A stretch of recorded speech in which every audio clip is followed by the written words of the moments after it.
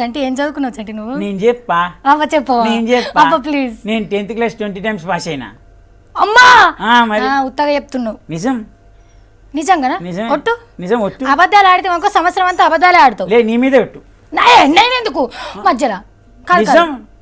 నేను 10th class 20 times pass అయినా. చూసుకో, దానిలో 0 తీసేయి. ఓకేనా? 2 సార్లు.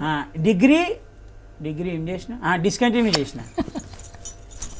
అమ్మో బీకామ్ బీజెడ్స్ లెక్క ఏం చేసినా డిస్కంటిన్యూ చేసిన. డిగ్రీ డిస్కంటిన్యూ గర్వంగా చెప్పుకుంటా. డిగ్రీ డిస్కంటిన్యూ ఎందుకు తెలుసా? ఇప్పుడు డిగ్రీ పాస్ అయినావు అనుకో, ఎవడైనా నువ్వు డిగ్రీ ఏమైనా అన్నాం అనుకో, మనం వీళ్ళు డిగ్రీ పాస్ అయిన ఇంటికి కళ్ళు నెత్తి మీదకి వచ్చినాయి అంటారు. డిగ్రీ ఫెయిల్ అనుకో, సిగ్గులేసి శరం తప్పినోడు డిగ్రీ ఫెయిల్ అయిన ఇంటికి ఏం మాట్లాడుతుండే తెలియదు. డిగ్రీ డిస్కంటిన్యూ ఏది అనమని ఒక మాట ఏమీ అనలేడు, మాట కూడా అనలేడాడు. చదువుకున్న వాటికి ఏడుంటుంటే ఓ బిడ్డ ఇంకా ఐఏఎస్ ఆఫీసర్ అవుదాం అనుకొని ఆడదాకా పోయి ఆ ఇంట్లో పనిచేసి వచ్చేటాను.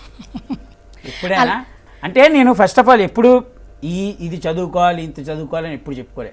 నేను చిన్నప్పటి నుంచి ఏంటంటే నేను స్కూల్లో ఉన్నప్పుడు కూడా నాకు స్పెషల్ ఐడెంటిటీ ఉండేది ఒకటి.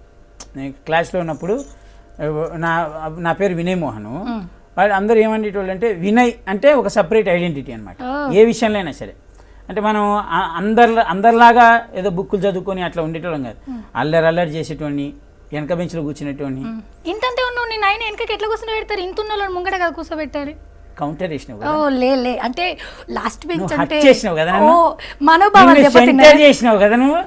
నీకుంది పోరి, నీ అయినా సంగతి చేస్తా. చంటి నువ్వు సెంటర్ చేసినట్టు నేను ఫ్రంట్ బెంచ్ లో కూర్చోబెట్టిన. ఫ్రంట్ కి సెంటర్ కి ఎంత తేడా అర్థం చేసుకోవట్లేదు నువ్వు నన్ను. సరే నువ్వు ఏడున్నా నీది నీకే చూపించుకుంటావు. అట్లా నేను మంచిగా ఉంటుండే. సో ఏంటంటే మనకి స్కూల్లో మా బయాలజీ టీచర్ కానీ, లేకపోతే సైన్స్ టీచర్ కానీ, తెలుగు టీచర్ కానీ, వీళ్ళందరూ వాళ్ళ కొంచెం గ్యాడెట్స్ ఎక్కువ ఉంటాయి కదా, ఎక్స్పీరియన్స్ క్యాండిడేట్ ఉంటాయి కదా, వాళ్ళు ప్రతి విషయాన్ని నన్నే గెలికేటోళ్ళు అనమాట. బయాలజీ టీచర్ వినయ్ నీకు వచ్చా అని అడిగేది. వచ్చా అంటే నువ్వు చెప్పింది అర్థమైతే కదా వచ్చేదనేటువంటి డైరెక్టే. సో అంటే చాలా క్లోజ్గా ఉండేటోళ్ళు టీచర్లు కూడా.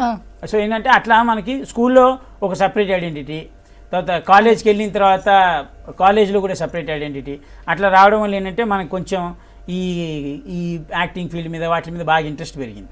అప్పుడు అసలు మనం ఏంటి అనేది ఆలోచించుకుందామంటే పరిస్థితులు బాగాలేక జాబ్ చేసిన తర్వాత అప్పుడు డిసైడ్ పైసలు అన్నీ వెనకేసుకున్న తర్వాత అప్పుడు ఇండస్ట్రీలోకి దూరినా. ఎందుకంటే మళ్ళీ ఇక్కడికి వచ్చి ఒక 50 రూపాయలు ఈసారి బిర్యానీ తింటే అవి అంత ఓపికలు మనకి. సో వద్దని చెప్పి డైరెక్ట్గా దిగి ఆర్యాపార్ అయితే అయినాం, లేదంటే వెళ్ళిపోదాం అనుకున్నాం. భగవంతుడి దేవల్ల అన్ని సెట్ అయినాయి, అంతా హ్యాపీ.